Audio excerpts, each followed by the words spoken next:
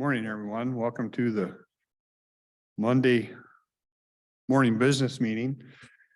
We have several items today, but we're going to start off with the coroner. We had a request come last week and she didn't have the opportunity to be over. So, and I know she's busy, so we'll let her chat a little bit about that request and then let her get on her way. A quick question, Mr. Chairman. Yeah. Did we drop the temperature in here to make her feel Oh, at home? geez, I know. Yeah. So maybe just explain that. What I could just from it looked like it was fairly short term. It went till January. And was kind of an overflow contract for our regular guy. Is that kind of what we're looking at? Yes. Button on? Okay. Can you hear me? Okay. Cliff Nelson is our main pathologist. And he's on contract for a certain amount per month, which actually only equals about 4 autopsies a month, which is very low. And he also is gone quite a bit, has other things to do and stuff. And when he's gone, I need another pathologist. And Dr. Emmanuel Lacsina is willing to come down here and fill in when Cliff is not available.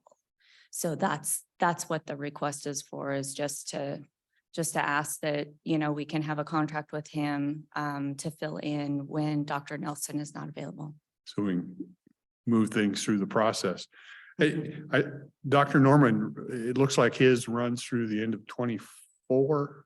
Dr. Nelson? Nelson. Yeah, I'm not sure when his contract is up. I think it's 24. And then he would probably renew. I think he's only looking at another, 3 years, and then he's going to be retiring. And he's going to be retired. Yeah. If this person's a backup, I guess the only thing I found, and maybe it's because it's a budget thing, I don't know, but this was relatively short term till January of 23. And I wondered why it didn't match the other. Oh, we just did a year at a time, and he'll renew. Okay. So yeah, we just did a 1-year contract, and then at the end of that, then we would renew. So he would be my backup pathologist until probably he retires. So. And the rates that this new one was charging are comparable to what we're paying right now? Actually, Cliff Nelson is less, but if you think about how much more he would be if he did more than 4 autopsies a month. Right now, so Washington State, and actually all nationwide, is very short-handed on pathologists. Dr. Emmanuel Lacsina is actually has given us a quote and gone on contract with us for that amount, which is a little bit more than Dr. Cliff Nelson, but Cliff Nelson is also on a retainer. Therefore, if he does an autopsy or he doesn't do an autopsy in the month, he still gets paid. He still gets paid. Yeah. And the other pathologists that are traveling pathologists, which were very short-handed, we're down to 2 to 3 that travel all over the state. And they are up a lot higher than that. So, But they get just paid on work done, not. Yeah. So Dr. Lacsina would be a fee for service also, but that's what his rate is a fee for service. So, okay. The other couple pathologists that are fee for services also are looking at a higher rate. So. Okay. He's willing to compromise and come down a little bit on his rate to be able to accommodate Cowlitz County. Okay. There's stuff here I don't understand. The contract with Dr. Nelson is we pay him a fixed fee per month, right? For either anything or everything in terms of autopsies in that month. Well, that's what I thought. But I was Can you told pull that the mic a little closer? I'm sorry. Please? That's what I thought, but then I was informed that was basically on a 4 autopsy a month. But we have been doing more than 4 autopsies a month for him. Who told you this? And I Dr. Nelson had mentioned that was that was under the understanding that it was about 4 autopsies a month worth. So I didn't understand that because he's on salary, but that's what I was told. But he's not always available either. Dr. Lacsina is just, I understand Yeah. that. Who else is available besides Dr. Lacsina? well, it depends. I could have Dr. Quinn from up north, but she's a hit and miss. And Dr. Kiesel, he's a hit and miss too. So they pretty much cover a lot of the other counties. So Dr. Lacsina covers multiple counties, but kind of relatively in this area. And he's willing to come down here and fill in when needed.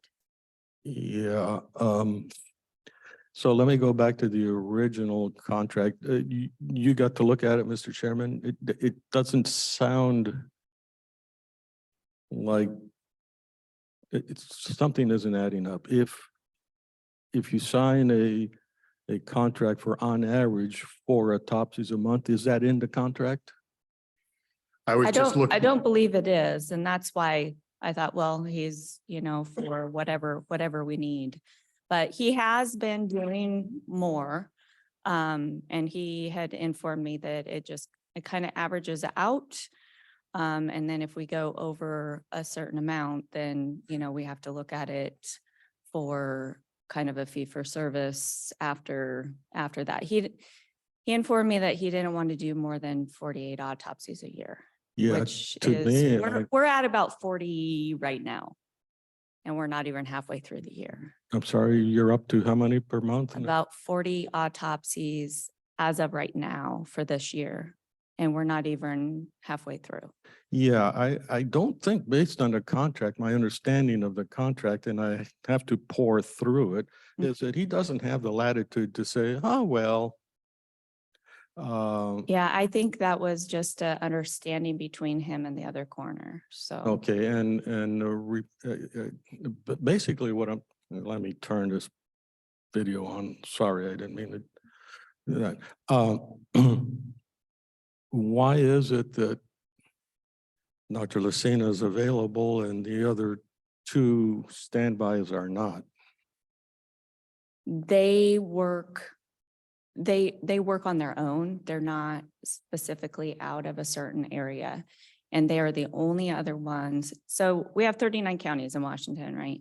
And only the medical examiners, which are a few more, I think there's 9 now, in Washington state, have their own pathologists. Everybody else has to rely on traveling pathologists. There's a couple other ones like us. We have one that has, decided to only work out of Cowlitz County, but he also assists. We contract with Wahkiakum County and Pacific County to provide services for them too. So he does their autopsies also in our office. So the other pathologists are very, very busy. I know if I asked one of the other ones, they would, but it depends on their availability. And a lot of the times they're not available. But as for this, it's basically just when Dr. Nelson is gone. Without a PSA, they wouldn't get paid anyhow. What was that? You said you could call anybody in around the state and they'd come to help you, but said you can't just call people and say, I've got a job for you here. You need a PSA or they don't. Yeah, and that's why I'm doing this with Dr. Lacsina. Yeah, what exactly has changed here from your predecessor to you now? We just went through pretty harsh times with the COVID pandemic. And this is all sort of new that you're bringing up. And I deal with hard numbers, and all you're saying in what you're offering me isn't hard numbers. So I've got on the one hand where we're paying $7,500 a month. I think that's what we're paying Dr. Nelson. And you're telling me that's not adequate and that the other 2 guys are not adequate either. So you need a third person. I'm sorry, I guess I don't understand. I don't have a contract with anybody but Dr. Nelson. And then I'm just asking because you guys want a contract for anybody else that provides services to us. So I'm only asking to have a contract with another pathologist to utilize him when my main pathologist is not available. Because when he's gone for a week or two, I can't wait to Yeah, have yeah, an yeah. No, no, I autopsy. understand all that. I thought you said you had two pathologists. One was Dr. Quinn and who was the other one? No, those are just other pathologists that are utilized through Washington State, through all the other coroner's offices. Okay. So I could probably call and ask them, just like Dr. Lacsina. Dr. Lacsina and Dr. Quinn and Dr. Kiesel are pretty much the only other pathologists that Washington has right now. So We're trying to what- work on that. What makes you pick Dr. Lacsina over Quinn or? Because he has stated that he would assist me however he could. And his And- fee is higher than, It's not that much higher. I don't think- understand that much. Okay, so Dr. Nelson, if you divide that into, say, 4 autopsies, he's at about 1,800, which he has been for years. So as you know, years go by, fees go up, and Dr. Lacsina is, I think, asking 2,200. He's also coming from Tacoma, so he's traveling down here. He's doing the autopsy, he's doing all of the other stuff, plus the dictations and everything that any other pathologist does, but he's also coming from farther away. How So did he's you- not asking for that much more. The other ones are, I think I think their contract, or they don't have a contract, they're fee for service. So they're, last I heard, I think they're at 2,700 per autopsy. So, and they can ask what they want because they're their own, and Dr. Lacsina has said, well, this is comparable, and plus lower than the rest of them. So, and he's willing to come down here. So did I understand your numbers? Dr. Lacsina is about 2,200, you said? Yes. And Quinn would be 2,700? Quinn and Kiesel, I think, just upped their rates to about 2,700 this year.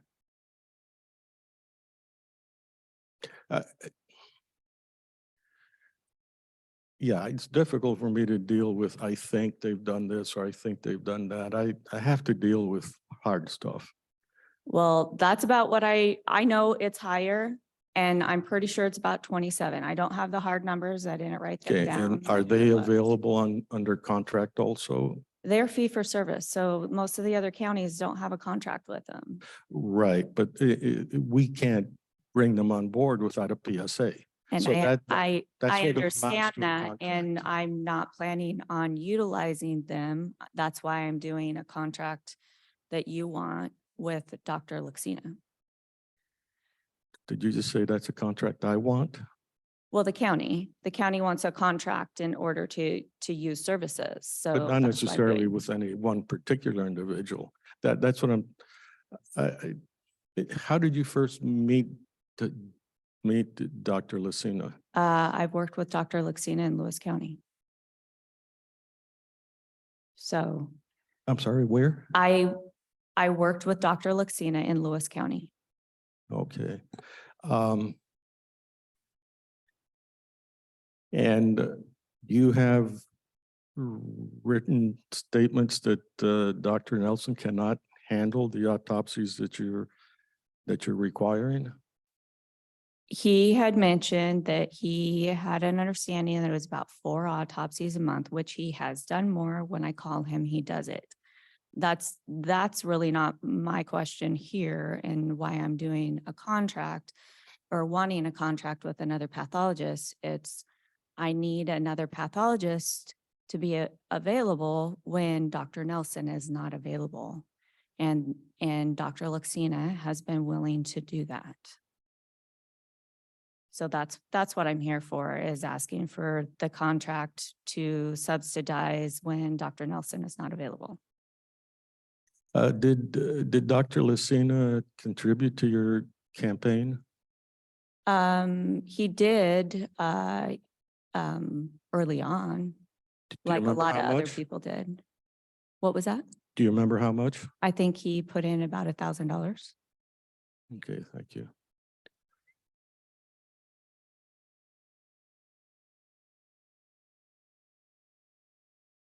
Any other? Huh? I'm just, I'm sorry, I don't know why that's relevant. We have 3 other pathologists that are available to, that's because there are many other pathologists available. in and, Washington, and Dr. Quinn has said that she would come down too. Yeah, I mean, I could do a contract with her too. It's gonna be 27 for a fee for service. maybe you could find out exactly what that would be. Okay, I know it's higher than Dr. Lacsina, so I guess I'm a little confused at, There's no confusion. Like I said, I don't deal with I think or maybe. I need hard numbers. We're going to, the moment we approve this PSA, yeah, I would like that to be something where we understand fully what what your plan is to use Dr. Lacsina. And, but also I don't want to be paying $7,500 a month for someone who's going to shirk duties and let somebody else, perhaps a friend of yours, get paid for autopsies. That's really all I'm trying to avoid. okay. Dr. Quinn, I've worked with Dr. Quinn. She's also a friend of mine. I've worked with Dr. Kiesel also. He's also a friend of mine. So Dr. Quinn wrote me something for my campaign. I don't deal with Dr. Kiesel all that much, so I don't think any of that is really relevant. And for Dr. Nelson's availability, I have to have another pathologist that can cover when he's not available. I can do a contract with Dr. Quinn for when she's available, but I know she'll be more expensive than Dr. Lacsina. So Dr. Lacsina is, like I said, he assists in Lewis County, in Thurston County, in Mason County, and in Grays Harbor County. And he's willing to assist here too. So I will take whatever pathologist that I can get so that I can serve the community to the best of my ability. I can't wait around for Dr. Nelson when he's on vacation or he's sick or he's out of town or something like that for a week at a time. I can't do that. I have to have an autopsy. Legally, I have to have an autopsy done within 5 days and a death certificate signed within 5 to 7. So all I'm asking is just to be able to utilize another pathologist. I don't care what other pathologist I use. I can get any of them, but Dr. Quinn and Dr. Kiesel are not as available as Dr. Lacsina is. The number of autopsies last year versus this year so far, how do they compare? Well, in the past, the other coroner did not perform as many autopsies as I think he should have. There's a lot. I'm actually dealing with pending cases from last year that have come to me that should have probably had an autopsy done because there's nothing coming back in the toxicology. So therefore, they don't have any medical history to state that they should not have had an autopsy, but that's how things were done around here. And that's why I ran to make sure things are done correctly. And I spoke through my whole entire campaign that yes, there will be more autopsies done, because if you look at the other counties around us, and no, I don't have the numbers, but the majority of them, every single motor vehicle accident is autopsied. Every single gun related is autopsied. Anyone, of course, how we do it is anyone that doesn't have justifiable medical issues will be autopsied. Anybody under a certain age is autopsied. I'm trying to follow along with that suit, but I also look at it as cost efficient also. We've been super busy lately. That's why I wasn't able to be here last week. I also do calls. I've basically been doing calls with my deputies until I feel that they are up and ready to go. I lived in the office for the first 2.5 months. I went on every single call. That's pretty grueling. I've been up for over 24 hours right now. Last week, I was up for 48 on calls, call after call after call, and none of them were natural. We've had the suicide rate has raised, the drug-related deaths have gone up. I honestly, I know that most every county wants a budget for autopsies. It's super hard to give an accurate budget for an autopsy because I have no idea how many people are going to die in a year. And the deaths are just rising. They're not going down. They're not staying steady. They're going up. And especially because of our drugs, the drug-related deaths. I could say, yeah, I'm pretty sure this is a drug-related death, but it's a 24-year-old. I am not going to bypass an autopsy on a 24-year-old. What if something else happened to him? You know, maybe he only had a little bit of drugs in his system. We do an autopsy and he had cardiac issues. It's anything from a natural to an accident. There's a huge difference there. You know, I can have a 54-year-old that I think is natural, but he has no medical history. And then I bring him in, I try and do everything. I'm not going to cut corners. That's what I'm here for, is to be the voice of the one that doesn't have one anymore, to find justice for those that have had something wrong done to them, or, you know, find answers for the family. I mean, that's our duty. That's our job. And that's what I'm here for. And a lot of the times that requires an autopsy. I'm not just going to throw autopsies out there and spend county funds when I don't believe it's necessary, but I am when I do. And unfortunately, that cost is going up, just like the deaths in our community. And I'm just asking that you guys work with me and that I can utilize another pathologist when I don't have the one that we do have available. And Dr. Lacsina is not going to be down here when Dr. Nelson is available. So I'm not looking to spend county funds inappropriately, if that makes sense. I have to have another pathologist available because I can't sit and wait if Dr. Nelson is not available. I asked you a simple question. Number of the data from last year compared to the data this year. I can tell you 40 because I looked before I left, 40 that we're at right now. And last year, I don't know. Right. Normally at this point, you would volunteer to say, I will get that data for you all laid out nicely and tied in a bow. Yep, I can do that. No problem. I'm sorry. I have been super busy and I didn't have that available. And I was hoping to get that done, but like I said, I've been on cases and I've been up since 2 o'clock yesterday morning. So I didn't have time to get that available for you, but I can submit that for you if you would like. Well, I do need to see some numbers and the PSA with other doctors expired at the beginning of this year. I don't think that, so when I had asked for others, I was told there wasn't any others.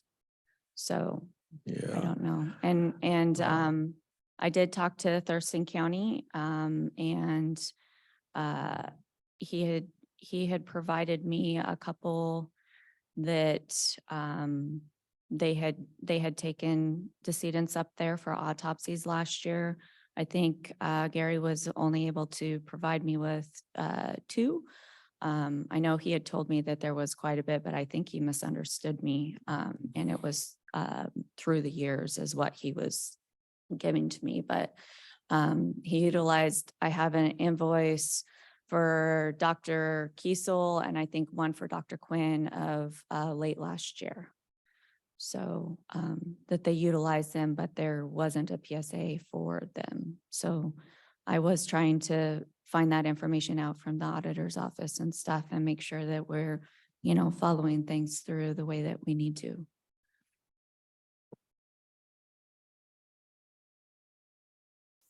Okay. I don't think we have any other questions other than it sounds like you want some figures. Probably ship them over to Kelly, What's that? send them over to Kelly, Okay. the numbers that we were asking for. Is that, am I reading that right? That's what we wanted was figures. Yeah, I want to understand more. I generally like, I mean, to be frank, I don't know what to make out of these answers because I don't have any numbers. All I get is told, well, things are different now. Part of our job is to figure out, A, were we doing a bad job before, in which case I don't know how we'll handle that.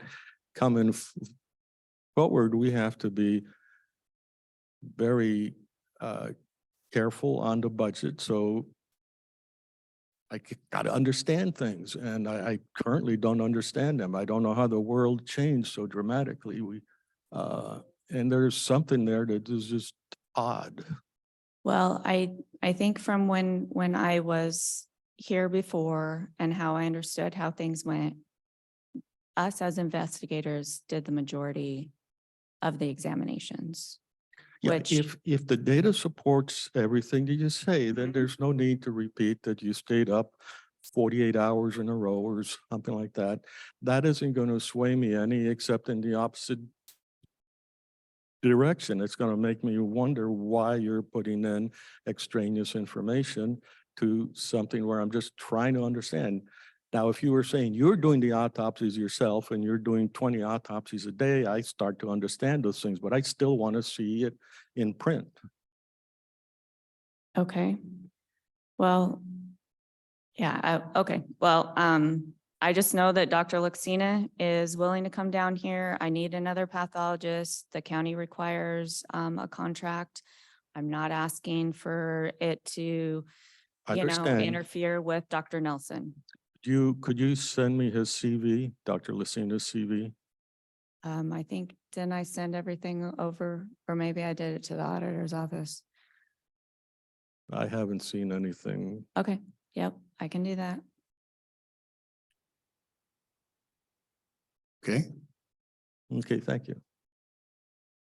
So is this going to appear on the schedule more? I don't think so, right? It's not scheduled because we didn't know.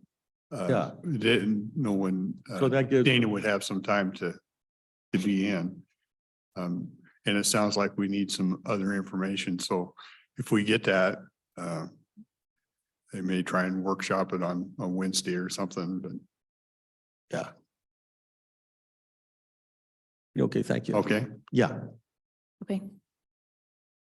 Appreciate your time. Can I speak in regards to that too, a little bit, about what she just spoke to you about? Is that all right? Well, just a couple minutes because we have other business. Well, it makes sense to me that you have to have the math and you don't know last year's death report. And you're asking for more money or you're asking for more help, then you have to provide the documentation to substantiate your claim. So that's understandable. If she has that information, it shouldn't be a problem, as he says. So that's it. But I came here today to speak about one thing. Am I too early to speak about it? Yeah, we got some other stuff and then there will be a miscellaneous session and you'll have that. Makes sense about what she just said. If she's the coroner, I understand that. And I think I voted for her. So she got to provide the evidence if you're going to get any return. Thank you. Jessica. I know it. I got it turned down today.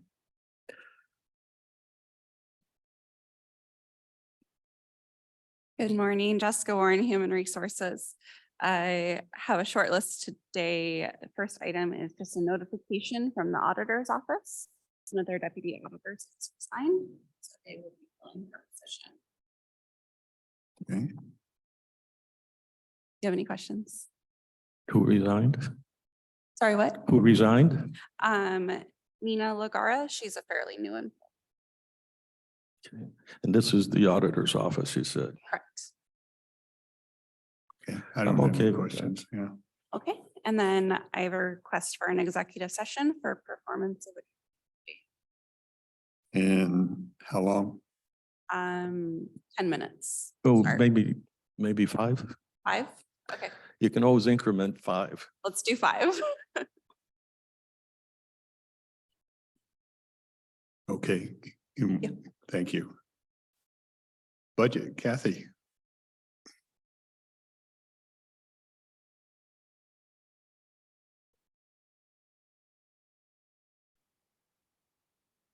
Good morning, Kathy Funk Baxter, Budget Manager. Last 2 weeks, I haven't been here because I've been in training for budget, and it was a really good training. I had several sessions, covered about 14 hours training, and they had a very interesting, they had a lot of case studies, and one of the interesting ones was about called it the fiscal first aid personnel budget.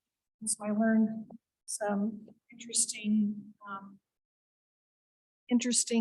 components of that. So anyway, and then also capital budgeting. We did a lot of case studies, things like that. So as I'm learning more about the county's budget, getting more involved in our county budget, our biannual budget, that information will help me. And I'm able to download the slides and information from those trainings. That's one thing I wanted to tell you about. Also, on May 16th, I'm going to do a webinar. It's about federal update, and it's with Washington Financial Offices. I need some more information about Washington budgets. I also last week worked on the Blake. Excuse me a second. Sorry. That was the national or state? The one on the federal update. That's national. Okay. Well, it's national, but the Washington finance officers are doing the actual updates. How that impacts the state of Washington. We can't just ignore it. No. And then last week I worked on the Blake reimbursement. We're winding down on that contract with the state of Washington. Just some interesting information. We were allocated a little over $2 million. We've only spent about $237,000 reimbursable items and projected one additional quarter, June 2023. So I had to report what we would be, what of the allocation would be remaining that we would not probably be using. And then also a second unit of reimbursement is for what they call LFO reimbursements. That's for the financial and legal cost for defendants were being reimbursed. And we hadn't billed that yet, and so I caught that billing out. And the total of that is about $96,000. So And that's in addition to the 200 that Mhm, we've already yes. spent? Okay. Mhm. And it comes out of that same allocation? It comes out of a different allocation, which that one we're allocated a little over $1 million. And so remaining is unallocated. Okay. And that's something we overlooked in the past, apparently.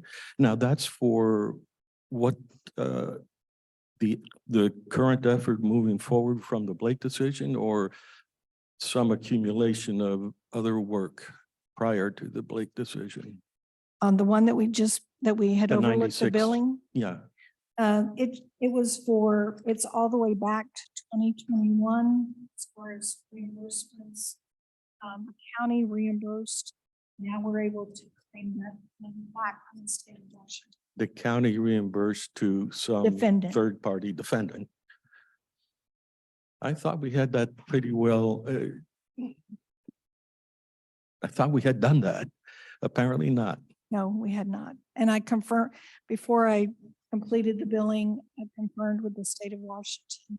We had actually never. So with your permission, Yeah.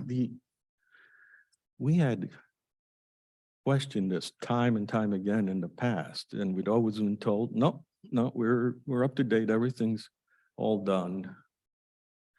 And it's really bothersome to hear that we had, I mean, it's nice to see that we're going to get more reimbursement, but it's getting harder to figure out what is real or not real. I'm trying to be quite polite here. Well, we had provided the information to the state, but we hadn't done the actual billing.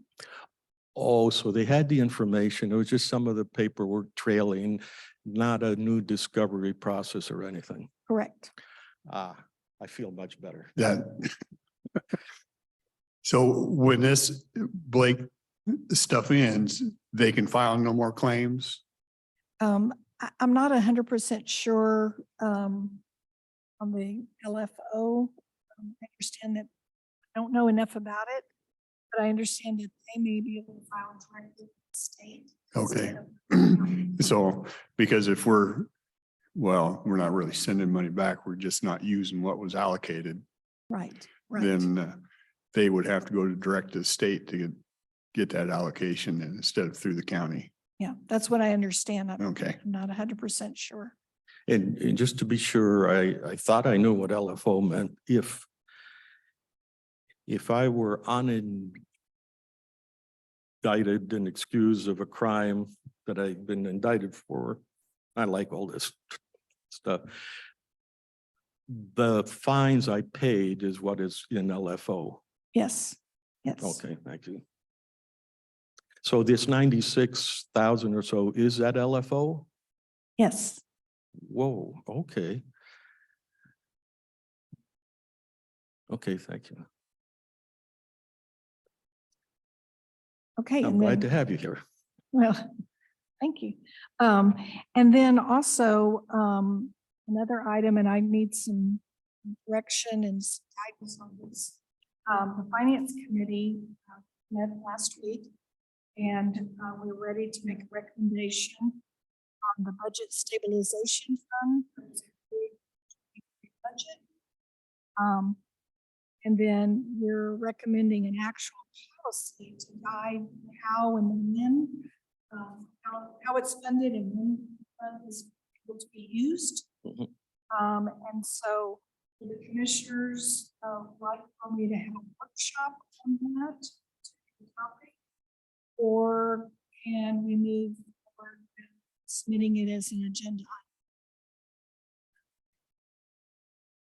It works. I would prefer a workshop, Okay, just so all the questions are answered before you. Because sometimes we will get questions and like to be. I think we're headed, I mean, I sit in on a committee and I think we're headed in the right direction on it, but I think a workshop is the first place to start, sure. okay, then I'll get that set up. And then I also am anticipating that having another budget amendment.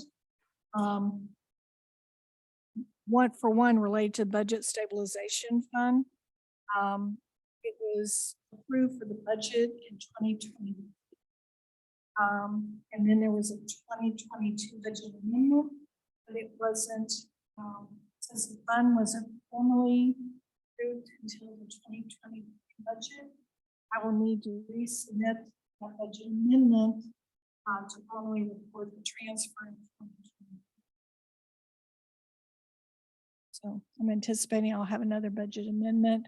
I'll actually do a call to department heads and such to see if there's any other budget amendments. Perfect. And that's all I have right now. we're just working on trying to find all our files and get ourselves organized for the annual budget. 24 and 25. Thank you very much. Thank you.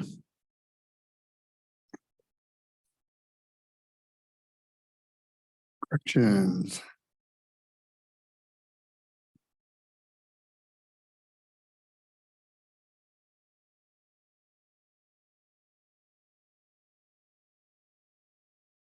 Good morning, Marin Fox, Director of Corrections. Morning, Marin.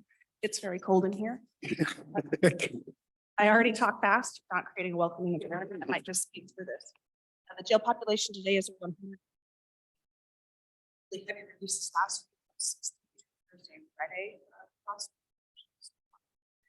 Currently, we have 7 inmates only. We had 45 persons over the weekend. I met with the chief sheriff last Tuesday. We made an adjustment. Restrictions which aren't correctly pointed out, they're not really restrictions at this point. That's what they're referred to in our world. So we added option on driving license. They had 2 or more. They weren't in representation. We're going to add those as well to any misdemeanor. On that last one, I thought we weren't booking driving without a license based on a judicial order rather than anything else. No, Oh, not in the state of Washington. It's still a citation, not an infraction. There have been pushes legislatively to change that, but that has not changed. okay. We don't charge a fine anymore for driving without a suspended license, with a suspended license. I believe district court, the judges sometimes do that in the Yeah, judicial okay. process. They flip it in and turn it into a fine. I think they As I have that understand, now but as a policy. It's still a bookable citation. Sorry about that. Oh. And the only other thing I had to report, I sent you the information last week. This week is the National Correctional Officers Week, so we're doing some events for staff. Thank them for tough work that we do. Other than that, I don't have anything unless you have questions. That's a hostile environment, isn't it? It can be, yes, certainly. You've got a hand up? Do I got a hand up? Savannah. I just want to let you guys know the last 2 speakers were fading in and out, could not be heard. So we were trying to get the attention, but so just a heads up. Thank you. The last 2 speakers means Kathy that and include- Marin. Kathy and Marin. It looks like the computer, that the video is freezing up as well. So the mic's cutting in and out, the video is freezing up. Hard to hear. Any issues with first speaker? Did you hear that okay? Yeah, commissioners were able to hear you guys okay. Arden's video's freezing a little bit, but we can hear you guys. It's really that staff table. We were able to hear the coroner totally fine. Okay, we might move staff over to this other table today. Perfect. Thanks, Savannah. That was it? That's it. Okay, Marin, Thank you. thank you. IT, we'll put you over here, Kim.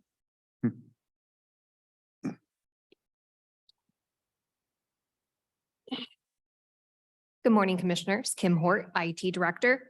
We are kind of in the lull stage of projects in regard, or the wind up, I should say, for projects. I'm in communications with COG and the vendor that will be performing the rapid design study for the broadband.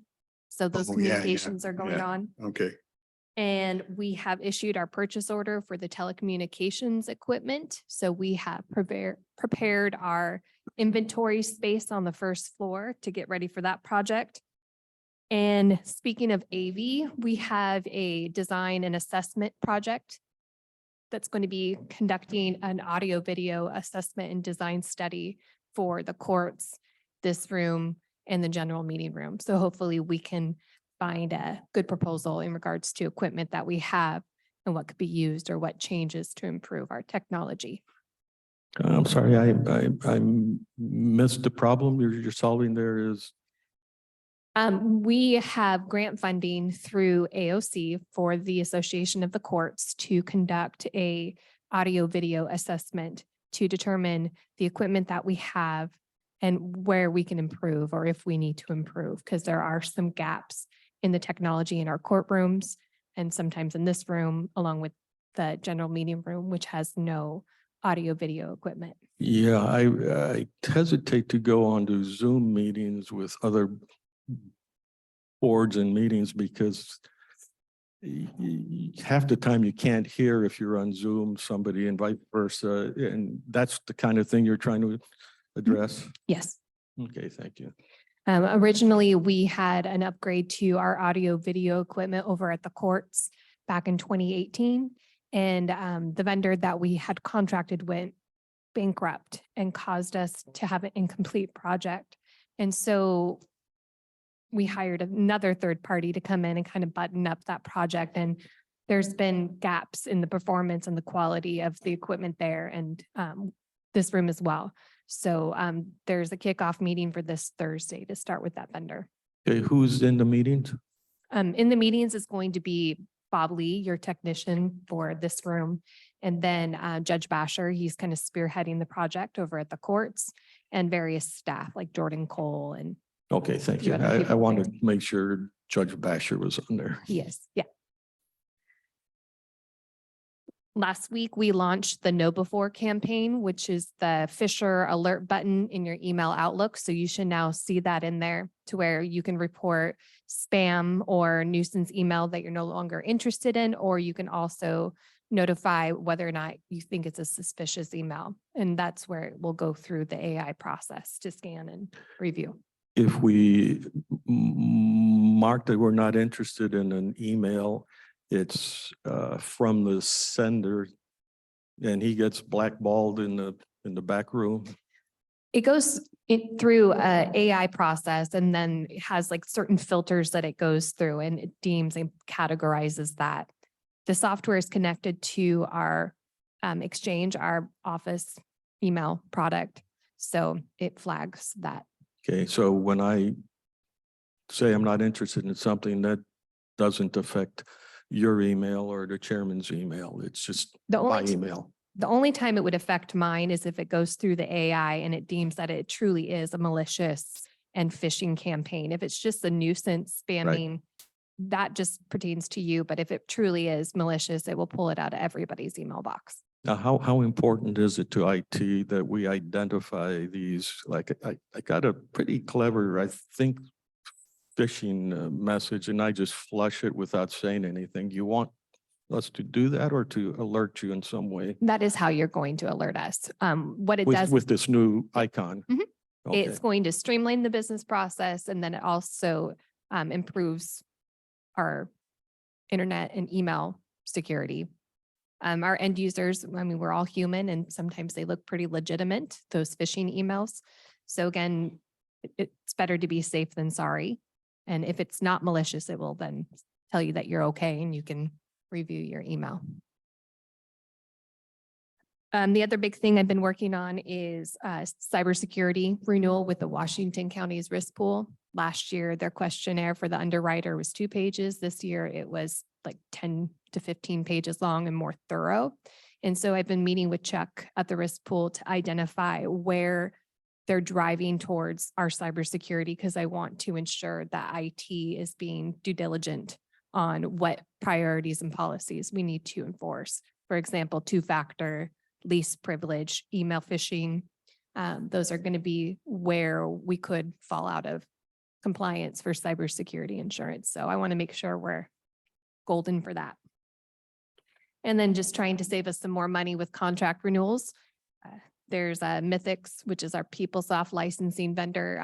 Their annual increase went up to 8% for this year. And I found a contract where we can get it back down to 4%. So I'm trying to work with Ashley Clausen to, again, save our bottom line. Yeah, we appreciate that. They'll push the limit, you can push back. Doing my best. Cybersecurity just keeps growing and growing and growing. Yeah, And it's a, I'm more concerned about issue. the climate change in this room. yeah, I know it. So that's all I had to report. Do you have any questions or concerns? I don't. Oh, no, thank you.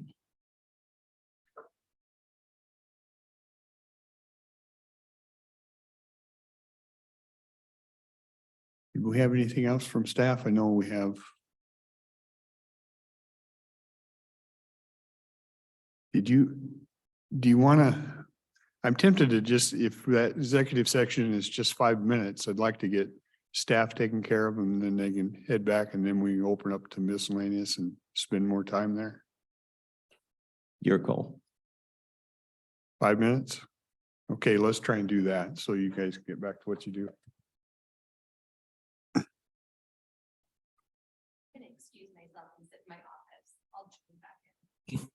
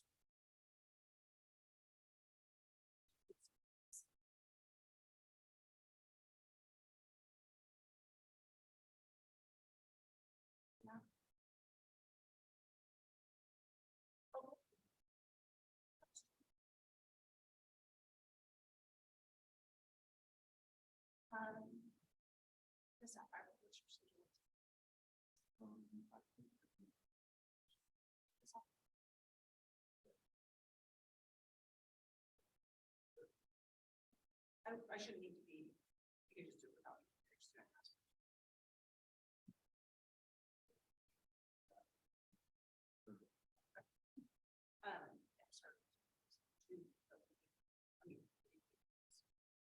Anytime.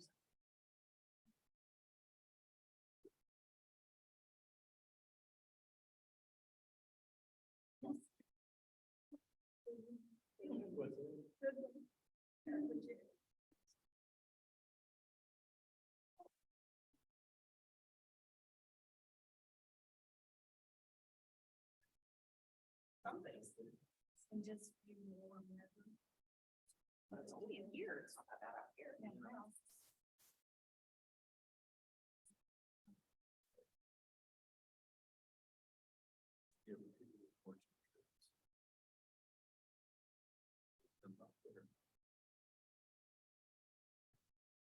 These here little birds.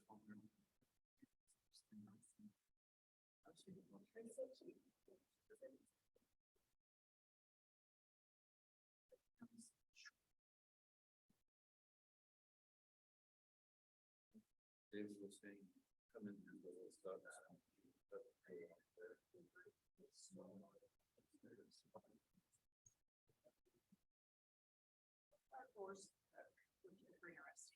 Oh, it is showing. External doors, maybe an extra code. Yeah. Is this not working? They're saying they. Okay. If we speak, yeah, the levels, humor does directly, be sure to speak directly into my. What's that? Where is the lock?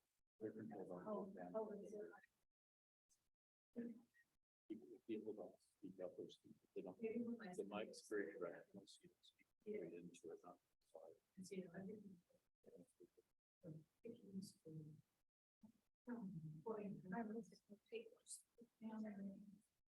Yes, that's the, you know, yeah, just please make sure you speak correctly into the mic. We'll do it.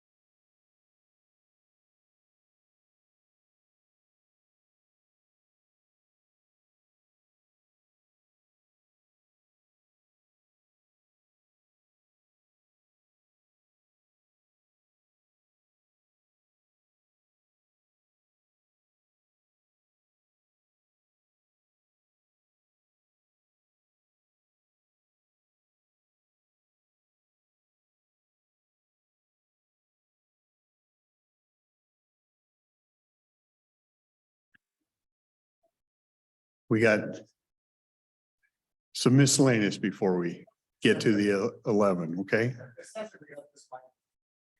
They got it going. Are we back up and running? It's the internet, so hopefully. Okay, we're back from executive session. No decisions were made. I know we had miscellaneous from Can I wait till tomorrow? Tuesday is the public meeting. That's usually I'm not going to discourage you from talking any time that we're here, but Tuesday is the public one and a lot of people are here. Well, I might bring some.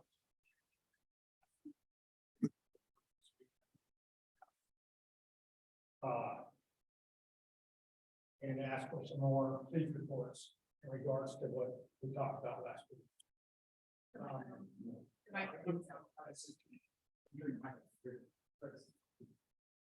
And closer. If you recall, I spoke about, I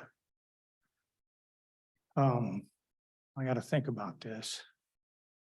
In one of my statements, I said that I went into the sheriff's department to get a restraining order served, and I was denied that option. Well, today I was in the sheriff's office, and now I see signs up when they won't accept money and versus when they will accept money. And that was one of the issues I brought to your attention last week, is I went in there on a Friday and wanted the restraining order served, and the girls didn't want to do it for me. And they weren't closed. And they said this, and I'll say that what I exactly said, similar to what I said last week. They said, well, we normally close the till at 4:30, and I was there at 4:46. Okay, and they close at 5. And mind you, this is a restraining order. And they told me they weren't going to do it. And so I said, well, do you have any signage? Or what is your protocol in regards to this? And they go, well, we do whatever. It's never, there's nothing in concrete. Well, today I go in there and there's 2 little 4x5 notes on each walk-up window saying they'd stop it at 4:45, receiving payments.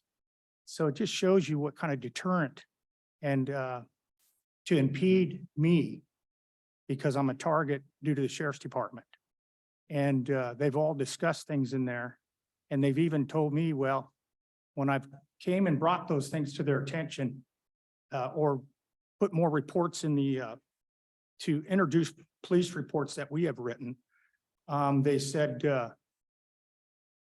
they try to protect the officers. I don't know what those girls' jobs are in that position, but I think they're a secretarial type position.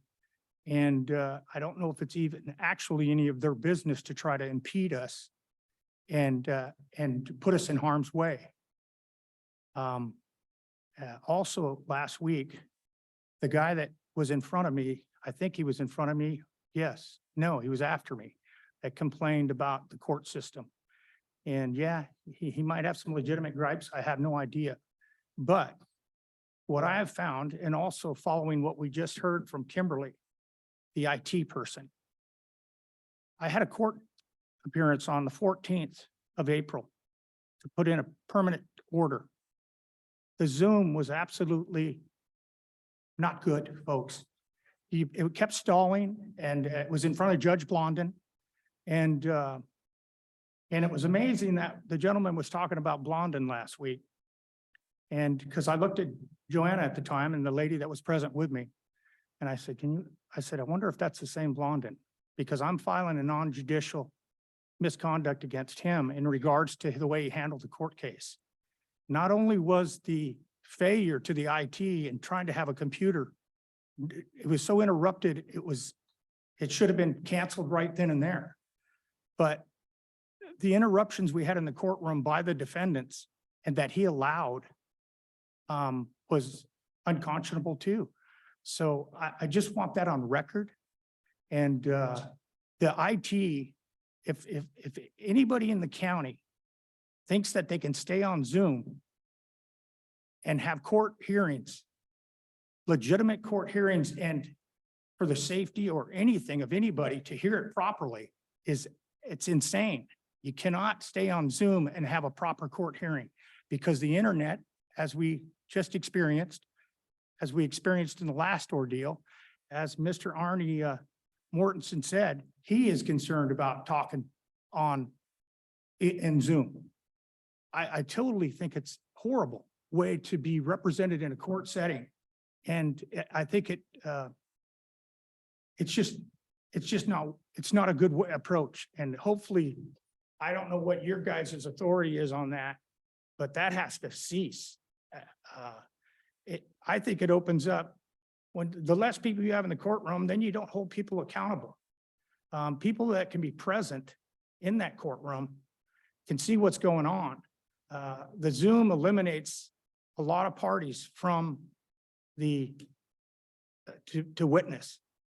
And yes, that's all I have in the sense of, yes, the girls got, and I have a picture of that. I took a picture of it when I saw it. I go, wow, that's amazing. Now they have a time frame when they close the till, because the young lady that was counting the money was chuckling, and the other girl, they didn't have much to say, but their response, when you tell me, when I ask, when do you stop the till? And you say, well, we don't really have a time. And then you deny me to pay for a restraining order and get it served. And I end up in the hospital following weekend Sunday due to not getting that served. And that's my concern. That, when it did get served, I was in the hospital and it was 7 hours after I called. When the defendant was in front of my home again. And what I find really difficult to understand that the sheriff's department, when they tried to serve me the order that that defendant wanted against me, which was denied, as I mentioned last week, denied to begin with, the sheriffs were out on a manhunt like I was a murderer. And I was actually in the courthouse that day, as I mentioned in the last statement. And they could have called me if they wanted to serve me a denied restraining order that the defendant actually put forth. And like I said in the past statements, I do have evidence of Officer Yeager sitting on the off-ramp or the on-ramp at Castle Rock, exit 49, waiting for me to get home, and then also showing up at my house. But you can't serve a real restraining order for 6.5 hours or 7 hours to somebody that actually needs it. Like I said before, they built a friendship with those folks, and they might have thought more about how they built a friendship with those folks. And I'll say again, too, Brad Thurman was notified 3 times for us to get with a meeting, and he denied it because he didn't call, he didn't come, and he didn't participate. And remember, we talked to Officer Stump, several officers, Brett Field, and he's the one that told me that the judges are new and they don't know what they're doing. Okay, well, that Judge Hayes, I don't know how long he's been a judge, a sitting judge in Cowlitz County, and maybe you folks can let me know this. But when you have an officer in that authority saying that about a judge that issues those restraining orders, who do we trust? Who can we trust? That's something. And to further this, I did get a call last week in reference to what we talked about from Victoria Blazel. I think her last name is Blazel. And she said she'd be getting back to me this week. Now she's located in this building, correct? Mhm. Okay. So that's about all I have to say. And I hope she does get back to me. I'm sure she will. Okay. Okay, thank you. Thank you, guys. Thank you. Okay. We need to end our 10 o'clock business meeting, which I don't see any hands or other comments, and we'll do that.